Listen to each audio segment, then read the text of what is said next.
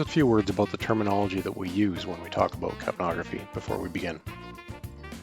Capnography is a term that refers to the continuous, non-invasive measurement of exhaled CO2. Capnography is the combination of capnometry, which is the quantification of exhaled CO2, and the capnogram, which is a graphical waveform that shows us the changes in the value over time. As we'll see, much of the real value of capnography is derived from the waveform. End-tidal CO2 is a term that is often used interchangeably, although incorrectly, with capnography. End-tidal CO2 is also important, but it's only a component of capnography. End-tidal CO2 is just the capnometric measurement of the CO2 concentration at the end of exhalation, at the end of the tidal cycle. The end-tidal CO2 is usually conspicuously displayed on the monitor. Colorimetric CO2 detectors can only supply a measurement of the end-tidal CO2. They use a chemical reaction in the device to indicate approximate CO2 concentration via a color change, usually purple to yellow.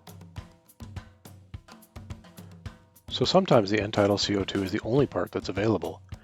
And a normal end-tidal CO2 is a worthy goal, but there is so much more value when the full suite of capnographic tools and information is available. In all cases, all measurements are of partial pressure of CO2 in the sampled air, and they are specified in millimeters of mercury. A normal end-tidal CO2 is 35 to 45 millimeters of mercury.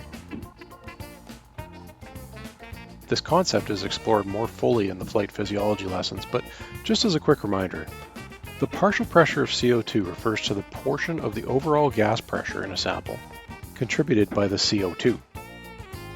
So, if the ideal atmospheric pressure at sea level, at 15 degrees Celsius and 0% humidity, is 760 millimeters of mercury, then the partial pressure of atmospheric CO2 is 0.04% of 760 millimeters of mercury, or 0.3 millimeters of mercury.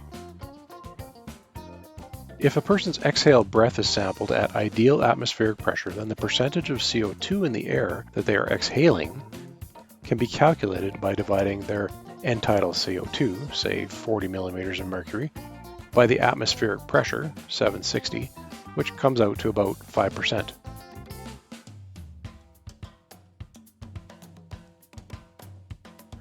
A quick word about the technology that these devices employ is also of value.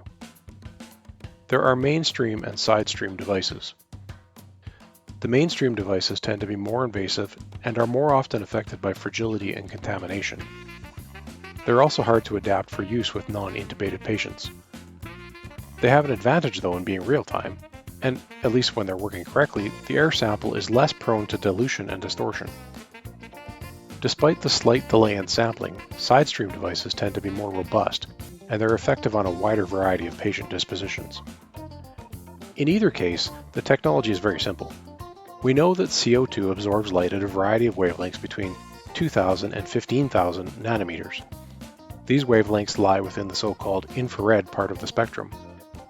So, if we shine a known intensity of infrared light through the air sample and measure what is missing on the other side, it's a pretty straightforward matter to calculate the concentration of CO2.